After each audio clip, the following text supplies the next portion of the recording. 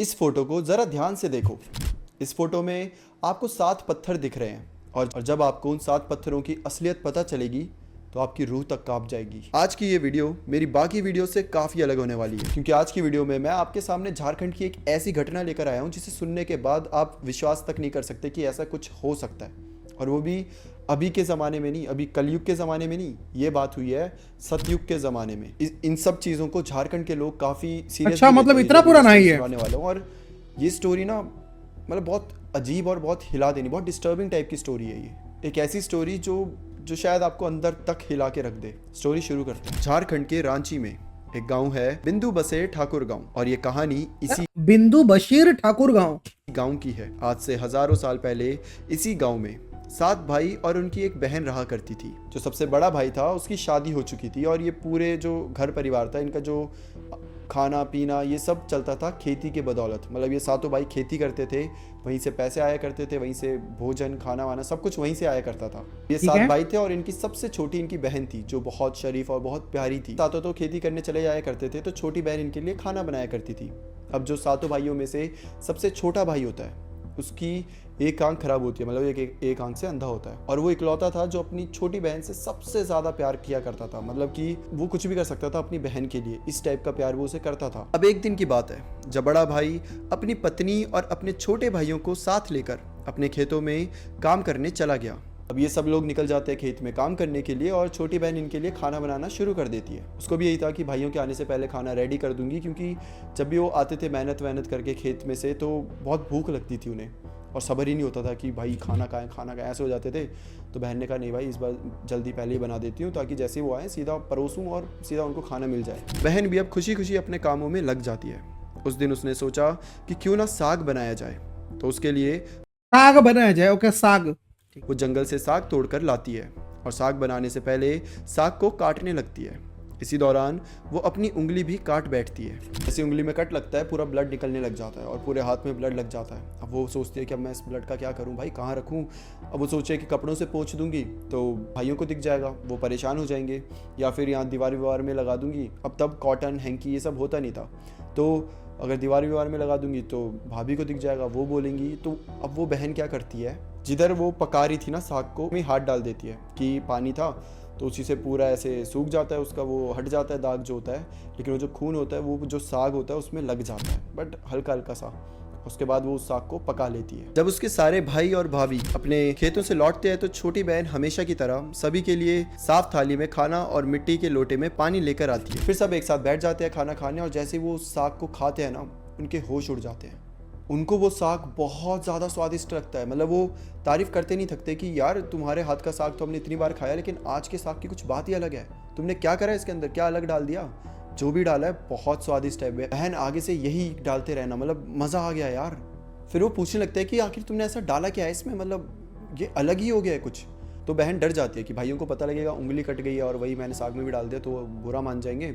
तो बहन बोलती है कि कुछ नहीं भाई, मैंने तो हर बार की तरह ही बनाया है, कुछ अलग बन गया आज, कोई बात नहीं, आगे से ऐसे ही बनाऊंगी। अब अगला दिन होता है और भाई बोलते हैं कि आज भी सेम साग बनाना, ठीक है, और वो चले जाते हैं। सेम बहन जाती है, इस बार फिर से साग छाट कर लाती है, उसे काट वाट कर डाल देती है, बना देती है। बट इस रात को जब ये भाई लोग खाना खाते हैं तो इन्हें वो सेम टेस्ट नहीं आ रहा होता जो इन्हें पिछले दिन आया था।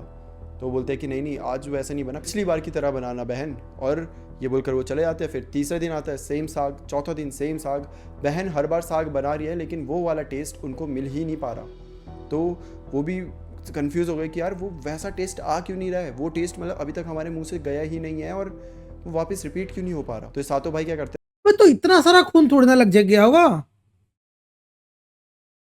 नहीं क्या है ना, बहन को पकड़ के बोलते कि बहन बताना यार तूने क्या डाला था, तू कुछ तो अलग तूने डाला था, तू बता, तू हमें बता नहीं रही है ना, हम किसी को नहीं बताएंगे, तो प्लीज़ बता दे हमें। और उनके इतने बार पूछने पर बहन उनको फाइनली बता देती है कि उसकी उंगली कटी थी, उससे खून निकला था, और वो जो स्वाद आया था वो उसके खून का था। और यही होती है उस बेचारी लड़की की सबसे बड़ी गलती, क्योंकि इसके बाद जो होगा उसका आप में से किसी ने आइडिया भी नहीं लगाया होगा। मतलब आप सोच ही नहीं सकते कि इस कदर कुछ हो सकता है। सच्चाई मालूम होने पर पांचवा भाई, जो कि लालची किस्म का था, उसने बाकी भाइयों से कहा कि जब बहन का खून इतना स्वादिष्ट है तो उसका मांस कितना स्वादिष्ट होगा। बोलकर सभी भाइयों के बीच पक भाई क्या है भाई, ये क्या थॉट है ये। चर्चा शुरू हो जाती है। सबसे छोटे भाई को छोड़कर बाकी सारे भाई अपनी बहन को मारकर उसका मांस खाने के लिए राज़ी हो जाते हैं। कैन यू इवन इमेजिन कि वो कितने ज़्यादा दिमाग से पैदल थे और कितने डिस्टर्बिंग, ये पूरा वाक्य कितना डिस्टर्बिंग है। अपनी बहन को मारकर उसका मांस खाना सिर्फ इस वजह से कि उसके खून टेस्टी था। मतलब कि मांस खाने की सोच कर ही उन सभी के मुंह से लार टपकने लग जाती है। भाइयों को स्वादिष्ट खाने के लिए इतना लालची होता देख लड़की भी कहीं ना कहीं समझ गई थी कि ये कुछ तो बहुत गंदी प्लानिंग कर रहे हैं। एक दिन सातों भाई शिकार खेलने के बहाने लड़की को अपने साथ जंगल में ले जाते हैं, जहां पहले से बने 4 केन के पेड़ पर लगे मचान के नीचे पहुंचते हैं, जिस पर वो झूठ बोलकर अपनी बहन को उस पेड़ पे चढ़ा देते हैं कि जंगली जानवर नीचे आएगा तो तुम पे हमला नहीं कर पाएगा, तुम ऊपर ही रहो। तो बहन भी ऊपर चढ़ जाती है पेड़ के। और इसी तरीके से सातों भाई अपनी बहन को मचान पर बिठाकर शिकार खेलने के बहाने चले जाते हैं। तब लड़की को ये आभास हो चुका था कि आज उसका शायद आखिरी दिन है, लेकिन वो चाहती थी कि उसके भाइयों की इच्छा पूरी हो, इसलिए वो मचान पर जाकर चुपचाप बैठ जाती है। और फिर ये सातों भाई बिठाया बहन को और उसके सामने एक दूर पहाड़ी होती है, उसके ऊपर चले जाते हैं और अपने अपने धनुष और बाण को शार्प करने लग जाते हैं। सातों में से जो सबसे बड़ा भाई है, सबसे पहले वो This is your brain when you're struggling to focus. And this is your brain when you're in the zone. अपना धनुष ऐसे अपनी बहन की तरफ करता है और वो दूर है तो उन्हें लग रहा है कि बहन को कुछ दिख नहीं रहा, और बाण पीछे खींचकर सीधा बहन पर वार कर देता है। लेकिन जहाँ वो छोटी बैठी हुई थी उधर तक तीर पहुँचता नहीं, मतलब वो तीर नहीं लग पाता उस बेटी, मतलब कि वो तीर उनकी बहन को नहीं लगता है। लेकिन जब तीर उसके बगल से जाता है तो बहन समझ जाती है जो पूरी प्लानिंग थी, जो ये करना चाह रहे थे सब कुछ। फिर वो सीधा अपने भाइयों की आंखों में देखती है और उनको देखकर अपनी भाषा में एक गाना गाने लग जाती है, बिंदु बिंदु दादा छाती तईक तईक, जिसका मतलब है कि भाई अगर मुझे मारना ही है तो सीधा छाती में मारो, इधर उधर क्यों तीर चला रहे हो। और फिर बारी बारी से सभी भाई अपने तीर की धार को तेज करते हैं और अपनी बहन के ऊपर निशाना लगाते हैं। 6 भाइयों ने निशाना लगा दिया था और उनका निशाना बहन को नहीं लगा था। और जो सातवां सबसे छोटा भाई था, जो अपनी बहन को बड़ा प्यार करता था, वो मना कर रहा था, वो बोल रहा था कि मैं नहीं करूँगा, मैं करूँगा ही नहीं, मैं अपनी बहन को नहीं मार सकता। तो जो 6 भाई होते हैं वो उसे पकड़ते हैं और उसे धमकाते हैं कि अगर तू उसको नहीं मारेगा तो हम तेरे को मारेंगे, अगला शिकार हमारा तू होगा और फिर हम तेरा ही मांस खाएंगे। जिससे डर कर अब सातवां भाई भी अपनी जो तीर होता है उसको शार्प करने लग जाता है। बहन जानती थी कि सातों भाइयों में से सातवां भाई बाकियों की तरह लालची नहीं है, लेकिन सभी भाई मिलकर सातवें भाई पर दबाव डाल रहे थे कि अगर वो तीर नहीं चलाएगा तो उसकी बहन की तरह उसको भी मार दिया जाएगा। सातवां भाई भी अपना तीर सीधा टारगेट पे लगाकर छोड़ देता है। लड़की वापस से वही गाना गा रही थी, बिंदु बिंदु दादा छाती तईक तईक, और इस बार ये गाना सही साबित होता है। छोटे भाई अगर छोटे भाई को अपनी बहन को मारना नहीं है भाई, तीर लगा थोड़ा इधर उधर करके मार दे, खत्म कहानी। ये क्या मतलब, वो सामने वो साइड वाला थोड़ा ना तो तेरे एम के ऊपर देख रहा है भाई, क्या ही है। भाई का तीर लड़की की छाती को भेद देता है और लड़की वहीं पर मर जाती है। ठीक है, मर गई। उसकी आत्मा उसके शरीर से निकलकर वहीं भटकने लगती है और वो देखती है कि कैसे उसके भाई उसकी बॉडी को खाने के लिए, उसके मांस को खाने के लिए आपस में लड़ाई कर रहे थे और छोटे भाई को मजबूर कर रहे थे, उसे फोर्स कर रहे थे कि तू ही इसकी बॉडी को काटेगा। अब ये बड़े भाई लोग क्या करते हैं, जो छोटा वाला सबसे छोटा भाई होता है उसको भेज देते हैं लकड़ी लाने के लिए कि जा अब लकड़ी लेकर आ, पकाना भी तो है। लकड़ी लेने गया लेकिन उसे समझ नहीं आ रहा इतनी सारी लकड़ी लेकर कैसे आए, क्योंकि पकाने के लिए बहुत सारी लकड़ियाँ चाहिए थी। और जो भाइयों ने उसे रस्सियाँ दी थी वो भी 7 अलग अलग हिस्से में दी थी, तो अगर अलग अलग हिस्सों को गांठ वांठ मार के एक बड़ी रस्सी बना भी देता है तब भी बहुत मुश्किल था इतनी सारी लकड़ियाँ अकेले लेकर आना। देर होने के डर से छोटा भाई रोने लग जाता है और उसके आंसू धरती पर गिर जाते हैं। वो अपनी बहन को याद करके रो रहा था कि तभी वहाँ पर नाग देवता आ जाते हैं और उससे रोने का कारण पूछते हैं। अब नाग देवता जब उससे कारण पूछते हैं तो यहाँ वहाँ देखने लग जाता है कि भाई ये किसकी आवाज़ है यहाँ पर, और यहाँ वहाँ देखने के बाद उसे नाग देवता दिख जाते हैं। वो अपनी सारी कहानी बताता है कि कैसे उसने अपनी ही बहन को मार दिया और अब उसे खाने के लिए लकड़ियाँ ले जानी है, लेकिन वो लकड़ियाँ नहीं ले जा पा रहा। तो नाग देवता बोलते हैं कोई बात नहीं, मैं सांप बनकर रस्सी का काम करूंगा, मैं पूरे लकड़ियों पे मतलब पूरा लिपट जाऊंगा और फिर जब तुम वहाँ पे लकड़ी छोड़ दोगे तो मैं धीरे से साइड से निकल जाऊंगा। अब जब वो लकड़ियाँ लेकर आता है तो सारे भाई हैरान हो जाते हैं कि इसे तो हमने 7 छोटे छोटे टुकड़े में रस्सियाँ दी थी, फिर भी ये इतनी सारी लकड़ियाँ लेकर आ गया, ऐसा कैसे। उसके बाद ये क्या करते हैं कि अपने भाई को बोलते हैं जा हमारे लिए पानी लेकर आ, और एक घड़ा दे देते हैं जिसमें वो 7 छोटे छोटे छेद कर देते हैं। अब जो छोटा भाई होता है उसे पता नहीं होता, घड़ा लेकर जाता है, एक कुएं के पास पहुंच जाता है। अब वो कुएं में वो घड़ा डालता तो है लेकिन घड़े पर छेद होने के कारण सारा पानी नीचे गिर जाता है। लड़का वहीं बैठकर सोच कर रोने लगता है कि अगर वो बिना पानी के जाएगा तो सारे भाई उसको मारेंगे अब लड़का वहाँ जाकर फिर से वही उदास होकर बैठ जाता है। तो वहाँ पर जो कुएं में मछलियाँ, मेंढक ये सब होते हैं, ये उससे पूछने लग जाते हैं, मछली, मेंढक और केकड़े की आखिर हुआ क्या, क्यों ऐसा कर रहा है, क्यों रो रहा है। तो उनको पूरी कहानी बताता है कि आखिर मैं अपनी बहन का मांस कैसे खा सकता हूँ, मेरे से नहीं हो पाएगा ये, और अगर मैंने ऐसा नहीं करा तो मेरे भाई मुझे मारेंगे, वो मुझे इसी की सज़ा दे रहे हैं। उन्हें पता है कि मैं अपनी बहन से प्यार करता हूँ और वो ज़बरदस्ती मुझसे सारा काम करवा रहे हैं, ज़बरदस्ती घड़े में छेद करके दे रहे हैं, रस्सी 7 पार्ट में काट के दे रहे हैं ताकि मैं कुछ करूँ नहीं और वो मुझे मार सके। तो ये सब क्या करते हैं, जो मेंढक होता है बोलता है तू टेंशन मत ले, जहाँ जहाँ छेद है वहाँ हम सारे मेंढक ऐसे चिपक जाएंगे घड़े से तो पानी भर जाएगा। और मछली और केकड़े कहते हैं कि जब तुझे मांस खाने को बोले तो तू मांस मत खाइयो, हमें खा लियो उनकी जगह। लड़का फिर वैसे ही करता है कि सही बात है, वैसे ही कर लूंगा। अब रात को जब सब मांस खा रहे होते हैं, सारे लड़के मिलकर मांस को दीमक की तिल्हे में डाल देते हैं, जिसमें से समय बीतने के बाद वहां पर बांस का एक बहुत बड़ा पेड़ उग जाता है। और इस बात को बहुत समय हो चुका है, मतलब ये इंसिडेंट यहाँ खत्म होता है और वो पेड़ बहुत बड़ा बन चुका है बांस का। अब एक टाइम का बात है जब एक आदमी उसके सामने से जा रहा होता है, वो पेड़ को देखता है और पेड़ को देख के सोचता है कि अगर मैं इस पेड़ को काट कर एक म्यूजिकल इंस्ट्रूमेंट बनाऊं तो कितनी मधुर आवाज़ आएगी उसमें से। म्यूजिकल इंस्ट्रूमेंट का नाम होता है केंद्रा।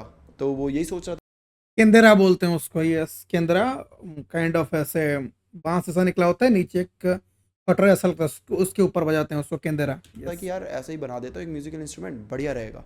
अब वो जो आदमी होता है वो बांस के पेड़ को काट कर एक बहुत ही सुंदर केंद्रा बना देता है और वो जब भी उसे बजाता तो उस केंद्रा से एक बहुत मधुर आवाज़ निकलती, मतलब एक ऐसी आवाज़ जो भी उसे सुने वो इम्प्रेस हो जाए, वो मतलब वो ऐसा हो जाए कि हिप्नोटाइज हो जाए कि क्या आवाज़ है यार। अब एक दिन यह आदमी वही अपना केंद्रा लेकर यहाँ वहाँ घूम रहा था और घूमते घूमते वो बड़े भाई के घर पे पहुँच जाता है और ज़्यादा पैसों की लालच में जोगी जोर जोर से उस केंद्रा को बजाने लग जाता है। लेकिन इस बार केंद्रा की मीठी आवाज़ बहुत ही अजीब सी आवाज़ में बदल जाती है। अब जब भी वो इंसान केंद्रा को बजाने की कोशिश करता उस म्यूजिकल इंस्ट्रूमेंट से एक आवाज़ आती, ना बाज रे केंद्रा, ई तो लागो मोरे दुश्मन का घर, मतलब कि इस केंद्रा को मत बजाओ, ये तो मेरे दुश्मन का घर लगता है। ये आवाज़ उस म्यूजिकल इंस्ट्रूमेंट से लिटरली आ रही थी। अब इस धुन को सुनकर बड़ा भाई बहुत ज़्यादा गुस्से में आ जाता है और वो उस इंसान को मार पीट कर भगा देता है।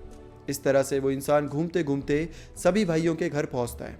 अगर आप AWS Azure क्लाउड यूज करते हैं और कॉस्ट एंड कॉम्प्लेक्सिटी से और हर बार वही धुन निकालने की कोशिश करता जिसे सुनकर हर कोई मदहोश हो जाए, लेकिन जब भी वो धुन निकालने की कोशिश करता हमेशा उसके म्यूजिकल इंस्ट्रूमेंट से वही वर्ड्स बाहर आते, ना बाज रे केंद्रा, ई तो लागो मोर दुश्मन का घर। और ये सुनकर बाकी सारे भाई उसको भगा देते। अब वो 6 भाइयों के घर में जा चुका था और फिर वो 7वें भाई के घर में पहुंचता है। जब पहुंचता है तो केंद्र खुद से ही बजने लग जाता है, म्यूजिकल इंस्ट्रूमेंट खुद से ही बजने तो क्या, उसमें से वर्ड्स आने लग जाते हैं और जो वर्ड्स थे वो थे, जोर जोर से बाज रे केंद्रा, ई तो लागो मोर छोटे भाई का घर, यानी कि जोर जोर से बजाओ केंद्रा को, ये तो मेरे छोटे भाई का घर लगता है। अब वो जो इंसान होता है वो अपने म्यूजिकल इंस्ट्रूमेंट मतलब केंद्रा को बजाने लग जाता है और उसमें से इतनी प्यारी धुन निकलती है कि छोटा भाई इम्प्रेस। वो अब उस म्यूजिकल आर्टिस्ट को, मतलब जो जोगी कहते थे उसे, तो उस जोगी को मुंह मांगी कीमत दे देता है और उस केंद्रा को खरीद लेता है और बड़े रिस्पेक्टफुली उस इंसान को भेज देता है वापस। जब भी वो काम से बाहर जाता और वापस आता तो देखता है कि उसका घर बहुत बहुत अच्छे से सजा हुआ होता था, उसके बर्तन सारे धुले हुए होते और सब कुछ एकदम परफेक्ट। वो सोचता है कि मैंने जितने भी नौकर रखे हो आज से पहले तो इतना अच्छा काम कभी करते नहीं थे। तो एक एक नौकर से जाकर पूछता है कि आखिर ये काम करा तो करा किसने। सारे नौकर बोलते हैं कि हमने तो नहीं करा। सबसे जब मना मिल जाती है तो वो सोचता है कि शायद भाभी आई होगी मेरे घर में और जब आई होगी तो सजा दिया होगा घर। अब उससे रहा नहीं जाता, बार बार उसे ऐसा लग रहा था कि भाभी नहीं करा है कि किसी और ने। तो भैया भाभी के घर जाता है, उनसे पूछता है, जिसमें उन्हें सुनने को मिलता है कि नहीं हम तो तुम्हारे घर आए नहीं थे तो हमने कुछ नहीं सजाया है। अब ये छोटा भाई क्या करता है ना, अपना दिमाग लगाता है, ये सबको बोलता है कि चलो मैं अब बाहर जा रहा हूँ काम से, ये बोलकर जाता है और तुरंत अपने घर में आकर छुप जाता है। तभी वो देखता है कि एक सुंदर सी लड़की उस केंद्र उस म्यूजिकल इंस्ट्रूमेंट से बाहर निकलती है, चुपचाप सारी सफाई करती है और वापस उस म्यूजिकल इंस्ट्रूमेंट के अंदर चली जाती है। और ये देखकर उस लड़के की आंखें खुली की खुली रह जाती है, क्योंकि उस लड़की की शक्ल बिल्कुल उसकी बहन की तरह ही होती है। अगले दिन वो वापस घर से जाने का बहाना करके फिर से छुप जाता है और इस बार भी सेम होता है। वो लड़की उस केंद्र से बाहर आती है, सब कुछ सजाना शुरू कर देती है। जैसे वो बाहर आती है, भाई जाता है, उस लड़की का हाथ पकड़ लेता है और उस म्यूजिकल इंस्ट्रूमेंट को जला देता है। जिसके बाद से ये कहा जाता है कि अब वो लड़की वापस केंद्र में जा नहीं पाती और केंद्र जल चुका है, तो वो जो लड़की होती है वो वापस इंसान बन जाती है और उसके बाद से वापस ये दोनों भाई बहन अपनी ज़िंदगी बहुत पीसफुली जीना शुरू कर देते हैं। वेल यहाँ पे मैं ये बताना चाहता हूँ कि ये पूरी कहानी सतयुग की है, और सतयुग की कहानी हम सबने सुनी है, मतलब क्या क्या उस समय होता था हम इमेजिन भी नहीं कर सकते, है ना। सही बात है। मतलब वो उस समय की बातें हैं। तो अगर आपको लग रहा है कि हाँ यार ये इस पे हम भरोसा करें या नहीं करें, तो एक बार आपको झारखंड जाना चाहिए। वहाँ पे जो मैंने आपको पूरी ये जगह बताई है, वहाँ एक बार आपको विज़िट करना चाहिए। आप जब लोगों से वहाँ बात करोगे और उनसे ये कहानी के बारे में सुनोगे, तो शायद कहीं ना कहीं आपको इस कहानी पे विश्वास हो जाएगा। ऐसी कई सारी पुरानी कहानियाँ हैं जो सुनने में ऐसा लगता है कि हो ही नहीं सकता, बट ऐसी शायद हुआ है। हमारे भगवानों की कहानी है, हमारे राजाओं की कहानी है, बहुत कुछ है। बहुत से चीजें जो हो सकता है और हमको पता नहीं है भाई, इसका मतलब ये नहीं कि वो हुआ नहीं है, हुआ होगा, डेफिनेटली हुआ होगा। क्यों नहीं हो सकता भाई, बिल्कुल हो सकता है, कुछ भी हो सकता है भाई। लेकिन ये सुन के थोड़ा सा दुख लगा यार उसके लिए, उसके बहन के लिए।